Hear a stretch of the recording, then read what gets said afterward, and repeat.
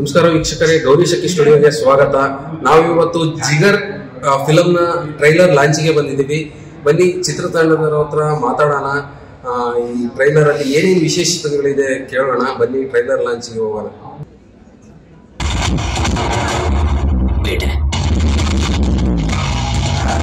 ಯಾವನ ಇವನು ಕರಾವಳಿ ಉಪ್ಪೆ ತಿಂದಿಲ್ಲ.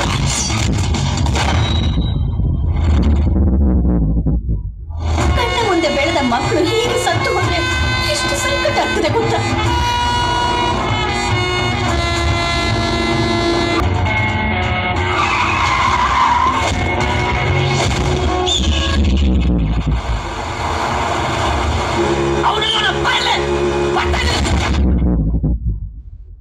ವೀಕ್ಷಕರೇ ನಮಸ್ಕಾರ. ನಾವು ಇವಾಗ ಜಿಗರ್ ತಂಡದ ಎದುರಾಗಿರ್ತಕ್ಕಂಥ ಪ್ರವೀಣ್ ತೇಜ್ ಅವರು ನಮ್ಮ ಜೊತೆಗಿದ್ದಾರೆ.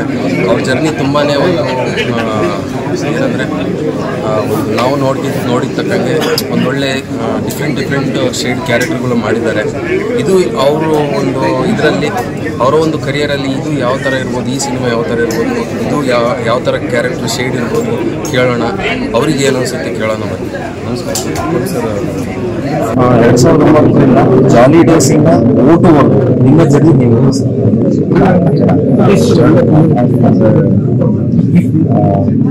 ಯಾವುದೇ ಸಿನಿಮಾ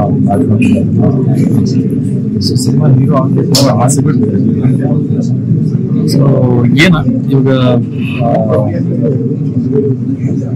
ಹೆಂಗೆ ಒಂದು ನೀರು ಮಳೆ ಬಿಟ್ಟು ನೀರು ಸಮುದ್ರ ಅದೇ ಸಮುದ್ರ ಎಲ್ಲಿದೆ ಆ ಥರ ಜನನೇ ಕರ್ಕೊಂಡು ಸಿನಿಮಾ ಮಾಡಿದ್ರೆ ರಿಯಾಲಿಟಿ ಶೋ ಸೀರಿಯಸ್ ಸಿಂಪಲ್ ಆಗಿ ನಿಮ್ಗೆ ಅದು ತುಂಬಾ ನನಗೆ ಇಷ್ಟ ಆಯಿತು. ಸನಿ ಡೈರೆಕ್ಟರ್ ಆ ಸಿನಿಮಾಕ್ಕೂ ಆಮೇಲೆ ಈಗ ಇಷ್ಟು ದಿನ ನೀವು ಕ್ಯಾರೆಕ್ಟರ್ಗಳನ್ನ ಬೇರೆ ಬರೀ ಲವರ್ ಬಾಯ್ ಆಗಿ ಅಥವಾ ರೊಮ್ಯಾಂಟಿಕ್ ಬಾಯ್ ಆಗಿ ಆ ಥರ ಕ್ಯಾರೆಕ್ಟರ್ ಮಾಡಿದ್ರು. ಆ ಸಿನಿಮಾಕ್ಕೂ ಈ ಸಿನಿಮಾಕ್ಕೂ ನಿಮಗೆ ಎಷ್ಟು ಡಿಫ್ರೆಂಟ್ ಅಂತ ಅನಿಸುತ್ತೆ? ಅಂದರೆ ವೈಯಕ್ತಿಕವಾಗಿ ಪಾತ್ರ ಅಷ್ಟೇ. ಅಂದರೆ ಈ ಪಾತ್ರ ಏನು ಡಿಮಾಂಡ್ ಮಾಡುತ್ತೆ ಅದರಿಂದ ಅಂದರೆ ಇವಾಗ ನಾವು ಸಿನಿಮಾದಲ್ಲಿ ಆ್ಯಕ್ಟ್ ಮಾಡಿ ಪಾತ್ರ ಏನು ಡಿಮಾಂಡ್ ಮಾಡಿದ್ವಿ, ಈಗ ಆ ಪಾತ್ರಕ್ಕೊಂದು ಸ್ಟ್ರಕ್ಚರ್ ಇದೆ. ಇವಾಗ ಏನಾಗ್ಬಿಡುತ್ತೆ, ನಾವು ಲವರ್ ಬಾಯ್ ಲವ್ ಸ್ಟೋರಿಗಳು ಮಾತ್ರ ಇವ್ರಿಗೆ ಇದೇ ಮಾಡೋಕ್ಕಾಗುತ್ತೆ. ಈ ಥರದ್ದು ಅವಕಾಶಗಳು ಸಿಕ್ಕಾಗ ಅದು ನಾವು ಮೋಲ್ಡ್ ಆಗ್ತದೆ ಆಯಾ ಪಾತ್ರಕ್ಕೆ ಸಾಕು. ಅಲ್ಲಿ ಸಿನಿಮಾ ಬರೋ ಮುಂಚೆ ಸಿನಿಮಾದಲ್ಲಿ ಈ ಥರದ್ದು ಆ್ಯಕ್ಷನ್ ಸಿನಿಮಾ ಅಂದರೆ ಡ್ರೀಮ್ ಇತ್ತು ಈ ಥರ ಅಂದರೆ ಆ್ಯಕ್ಷನ್ ಎಲ್ಲ ಮಾಡಬೇಕು ಅಂತಂದ್ರೆ ನಾನು ಆ್ಯಕ್ಷನ್ ಪ್ರಿಪೇರ್ ಆಗ್ತದೆ. ಬಟ್ ಏನಾಗುತ್ತೆ, ಒಂದು ಒಳ್ಳೆ ಪ್ರೊಡಕ್ಷನ್ ಸಿಕ್ಕಾಗ ಅದು ಒಳ್ಳೊಳ್ಳೆ ಕಥೆಗಳು ಆ್ಯಕ್ಷನ್ ಲವ್ ಅನ್ನೋದು ಒಳ್ಳೆ ಸಿನಿಮಾ ಅಷ್ಟೇ. ಒಳ್ಳೆ ಸಿನಿಮಾ ಮಾಡಬೇಕು ಅಷ್ಟೇ. ನಿಮ್ಮ ಪ್ರಕಾರ ಇಷ್ಟು ದಿನ ಏನು ಮಾಡಿದ್ರಲ್ಲ ಕ್ಯಾರೆಕ್ಟರ್, ಆ ಕ್ಯಾರೆಕ್ಟರ್ಗಿಂತ ಇದು ಒಂದು ಹೊಸತನ ಕೊಟ್ಟಂಥ ಕ್ಯಾರೆಕ್ಟರ್ ಅನಿಸುತ್ತೆ ನಿಮ್ಮ ಮನಸ್ಸಿಗೆ? ಅಂದರೆ ಚೂರಿಕಟ್ಟಲ್ಲಿ ಮಾಡಿದ್ದೀನಿ. ನನ್ನ ಪ್ರಕಾರ ಪಾತ್ರ ಎಲ್ಲಿ ಸೆಟ್ ಆಗಿರುತ್ತೆ, ಯಾವ ಜಾಗದಲ್ಲಿ ಮತ್ತು ಏನು ನಡೆಯುತ್ತೆ ಅದಕ್ಕೆ ರಿಯಾಕ್ಟ್ ಮಾಡಿದ್ರೆ ಆ್ಯಕ್ಷನ್ ಒಬ್ಬ ಮಾಡ್ತಾನೆ ಅಂದರೆ ಅವನ ಪರಿಸ್ಥಿತಿ ಹಾಗೆ ಮಾಡಿರುತ್ತೆ. ಆ್ಯಕ್ಷನ್ ಮಾಡೋ ಪರಿಸ್ಥಿತಿ ಇರೋದ್ರಿಂದ ನಾನು ಆ್ಯಕ್ಷನ್ ಮಾಡ್ತೀನಿ. ಇನ್ನೆಲ್ಲೂ ನಾವು ಅದೇ ಪಾತ್ರ ತೆಗೆದುಬಿಟ್ಟು ಇನ್ಯಾವುದೋ ಒಂದು ಜಾಬು ಈ ಥರ ಮಾಡಿದ್ದಲ್ಲ ಆಗ್ತದೆ. ಅಲ್ಲಿ ಬೇರೆ ಥರ ಪಾತ್ರ ನೀವು ಪಾತ್ರ ಕಥೆ ಅನ್ನೋದಕ್ಕಿಂತ ಹೆಚ್ಚಾಗಿ ಆ ಪಾತ್ರ ಸುತ್ತ ಇರೋ ವಾತಾವರಣ ತಕ್ಕಾಗ ಆ ಪಾತ್ರ ಬೇರೆ. ಸೊ ಇಲ್ಲಿ ಇವನು ಯಾಕೆ ಆ್ಯಕ್ಷನ್ ಮಾಡ್ತಾನೆ, ಇವನ ಇಲ್ಲಿ ಕತೆ ಏನು, ಅದು ಅಲ್ಲೊಂದು ಸೆಟ್ ಆಗಿರ್ತದೆ ಕತೆ ಏನು, ಅದಕ್ಕೆ ತಕ್ಕಂಗೆ ಆ ಪಾತ್ರ ಬೇರೆ ಮಾಡಬೇಕು. ಅಂದರೆ ಇದು ಒಂದು ಭಾಗಕ್ಕೆ ಪ್ರದೇಶಕ್ಕೆ ಸಂಬಂಧಪಟ್ಟ ಸ್ಟೋರಿ ಅಥವಾ ಯೂನಿವರ್ಸಲ್? ಸ್ಟೋರಿ ಯಾವತ್ತೂ ಯೂನಿವರ್ಸಲ್, ಭಾವ ಬಂದು ಯಾವತ್ತಿಗೂ ಯೂನಿವರ್ಸಲ್. ಬಟ್ ಸೆಟ್ ಆಗಿರೋದು ಯಾವ ಜಾಗದಲ್ಲಿ ಮಲ್ಪೆ ಅಥವಾ ಫಿಶ್ ಟೆಂಡರ್ಶಿಪ್ ನಡೆಯೋ ಸಾಮಾನ್ಯರಿಗೂ ಕೂಡ ಕನೆಕ್ಟ್ ಆಗೋ ಸ್ಟೋರಿ.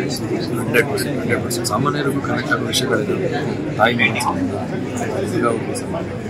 ಅಥವಾ ಒಂದಷ್ಟು ಸೋಷಿಯಲ್ ಕಾಸ್ ಸಮಾಜದಲ್ಲಿ ಸಮಾಜ ಫಿಶ್ ಟೆಂಡರ್ಶಿಪ್ ಅನ್ನೋದು ಒಂದು ಸೊಸೈಟಿಗೆ ನೂರಾರು ಜನ ಇರ್ತಾರೆ, ಕೋಟ್ಯಾಂತರ ವ್ಯವಹಾರ ಮಾಡ್ತಾರೆ, ಜೊತೆಗೆಲ್ಲ ಸಂಘರ್ಷ. ಸೊ ಇದು ಸೊಸೈಟಿಗೆ ಸಂಬಂಧ. ವಿಷಯ. ಕುಟುಂಬ, ಸೊಸೈಟಿ ಎಲ್ಲರೂ ಕನೆಕ್ಟ್ ಆಗ್ಬೋದು. ಯೂನಿವರ್ಸಲ್ ವಿಷಯ. ಅಂದ್ರೆ ಇವು ಒಂಥರ ಸಿನಿ ರಸಿಕರಿಗೆ ಒಂದು ಕಾಂಬೋನಿ ಅಂತಾನೆ ಹೇಳ್ಬೋದಂಗ. ರಸಿಕರಿಗೆ ಪ್ಯಾಕೇಜ್ ಇದೆ. ಸಿನಿಮಾ ನೋಡೋರಿಗೆ ಏನು ಇಷ್ಟ ಆಗುತ್ತೆ, ಒಳ್ಳೆ ಆಕ್ಷನ್ ಸೀಕ್ವೆನ್ಸ್ಗಳು, ಜೊತೆ ಒಳ್ಳೆ ಹಾಡುಗಳು, ಸ್ಪೆಷಲಿ ಲೊಕೇಶನ್, ಅದ್ರ ಜೊತೆ ಒಳ್ಳೆ ಕತೆ ಮತ್ತು ಒಳ್ಳೆ ಸೀನ್ಗಳು, ಒಳ್ಳೆ ಜನರ ರೇಟಿಂಗ್ ಎಲ್ಲ ಇಟ್ಬಿಟ್ಟು ಪ್ಯಾಕೇಜ್ ಸಿನಿಮಾದಲ್ಲಿ ಇದೆ. ನನ್ನ ಪ್ರಕಾರ ಇಷ್ಟು ದಿನ ವೆಜ್ ಪ್ಯಾಕೇಜ್ನ ಕೊಡ್ತಿದ್ರಿ, ಅಂದರೆ ವೆಜ್ ಕಾಂಬೋನ ಕೊಡ್ತಿದ್ರಿ. ಇದು ಒಂದು ನಾನ್ ವೆಜ್ ಕಾಂಬೋ ಆಗಿ ಕನ್ವರ್ಟ್ ಆಗುತ್ತೆ. ಅಂದರೆ ಒಂದು ನಾನ್ ವೆಜ್ ಕಾಂಬೋ ಆಗಿ ನಾವು ಎಕ್ಸ್ಪೆಕ್ಟ್ ಮಾಡ್ಬೋದಾ? ಸಖತ್ತಾಗಿ ಹೇಳ್ತಾರೆ. ಹೌದು, ಇಷ್ಟು ದಿವಸ ವೆಜ್ ಕಾಂಬೋ ಅಂದರೆ ವೆಜ್ಜಲ್ಲೂ ಕೂಡ ಅದ್ಭುತವಾದ ರುಚಿ ಇರುತ್ತೆ. ಖಂಡಿತ ಒಳ್ಳೊಳ್ಳೆ ಫುಡ್ ಇರುತ್ತೆ. ನಾವೇನಂತೀವಿ ನಾನ್ ವೆಜ್ ಮಾತ್ರ ಟೇಸ್ಟ್ ರುಚಿ ವೆಜ್ಜಲ್ಲೂ ಇರುತ್ತೆ. ನಾನ್ ವೆಜ್ಜು ಅದ್ರದ್ದು ಬೇರೆನೇ ರುಚಿ, ಅದಕ್ಕೆ ಒಂದು ಆಡಿಯನ್ಸ್ ಇದೆ. ಅದಕ್ಕೆ ಬೇರೆ ಆಡಿಯನ್ಸ್ ನಾನು non veg veg non veg ಹಾಗಾಗಿ ಇದು ನಾನ್ ವೆಜ್.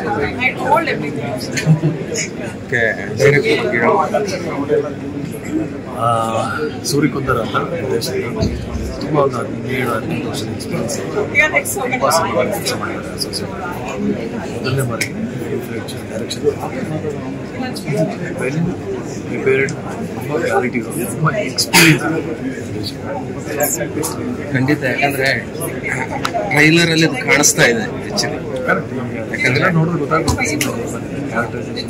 ಕ್ಯಾರೆಕ್ಟರ್ಗಳು ಗೊತ್ತಾಗ್ಬಿಡುತ್ತೆ. ಯಾಕಂದ್ರೆ ನಾವು ಒಂದು ಸಿನಿಮಾಗೋಸ್ಕರ, ಸಿನಿಮಾ ಪ್ರಯತ್ನಕ್ಕೋಸ್ಕರ ಬಂದವರು, ಸಿನಿಮಾದ ಬಗ್ಗೆ ಅಭಿರುಚಿ ಇಟ್ಕೊಂಡವರು, ಸಿನಿಮಾ ಹೇಗೆ ನರೇಷನ್ ಮಾಡ್ತಾರೆ, ಹೇಗೆ ಇದು ಆಗುತ್ತೆ, ಔಟ್ಪುಟ್ ಹೇಗೆ ಬರುತ್ತೆ, ಅದರಿಂದ ಎಷ್ಟು ಕಷ್ಟಪಟ್ಟಿರ್ತಾರೆ, ಆ ಔಟ್ಪುಟ್ ಬರೋಕ್ಕೆ ಏನು ಎಷ್ಟೆಲ್ಲ ತಯಾರಿ ನಡೆದಿರುತ್ತೆ.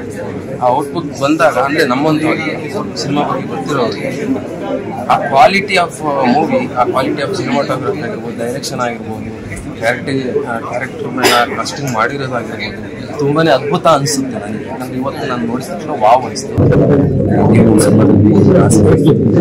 ನಾನು ಭಾರಿ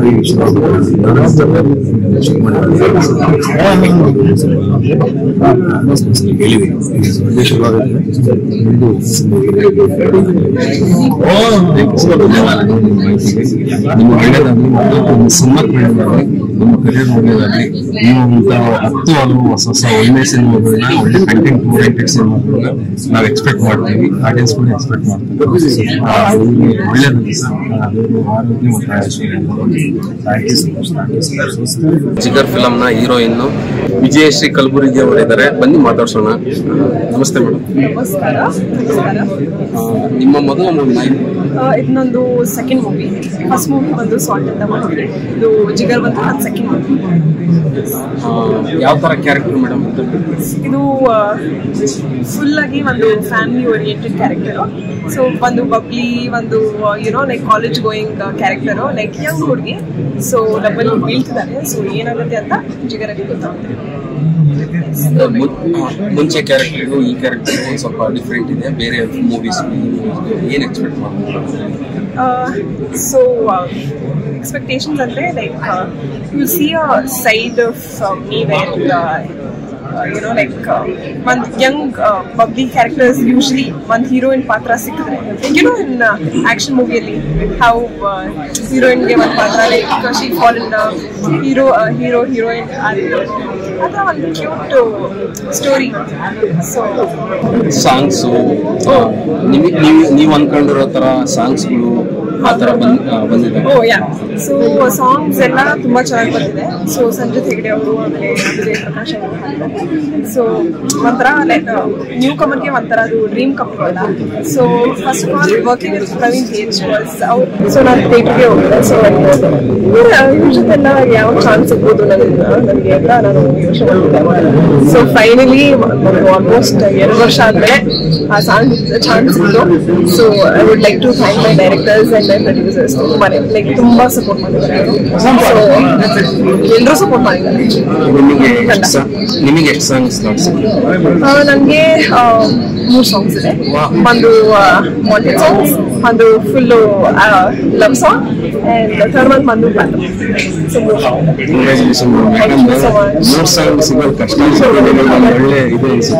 so thanks to my team first of all, ಆಮೇಲೆ thanks to my good luck and thanks Devi and ನಮ್ಮಮ್ಮ.